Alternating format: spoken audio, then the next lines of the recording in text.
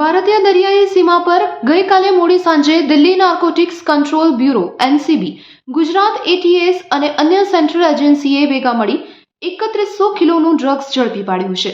એજન્સીના સંયુક્ત ઓપરેશનમાં ઈરાનથી આવતી બોટમાં 3 શકમંદો ચરસ અને અન્ય ડ્રગ લઈને આવતા હતા, જેની માહિતીના આધારે ઓપરેશન હાથ ધરવામાં આવ્યું હતું. કલાકો સુધી દરિયામાં રહીને એજન્સી અને ગુજરાતી એટીએસના અધિકારીઓએ બોટને આંતરીને ડ્રગ્સ ઝડપી લીધું હતું. ગુજરાતના આંતરરાષ્ટ્રીય દરિયાઈ સીમામાં કરોડોનું ડ્રગ્સ આવી રહ્યું હતું તેવી ઇનપુટ સેન્ટર એજન્સી પાસે હતી.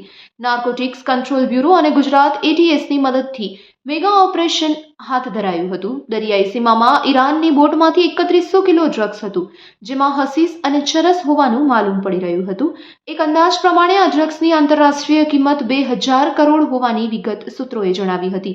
સૂત્રો પાસેથી મળતી માહિતી પ્રમાણે અત્યાર સુધીનો ડ્રગ્સનો સૌથી મોટો જથ્થો હાલ પકડી પાડવામાં આવ્યો છે. 2000 કરોડથી વધુ કિંમત હોવાની શક્યતા દર્શાવાઈ રહી છે. તો ગુજરાત એટીએસ અને સેન્ટ્રલ એજન્સીને એક મોટી સફળતા મળી છે.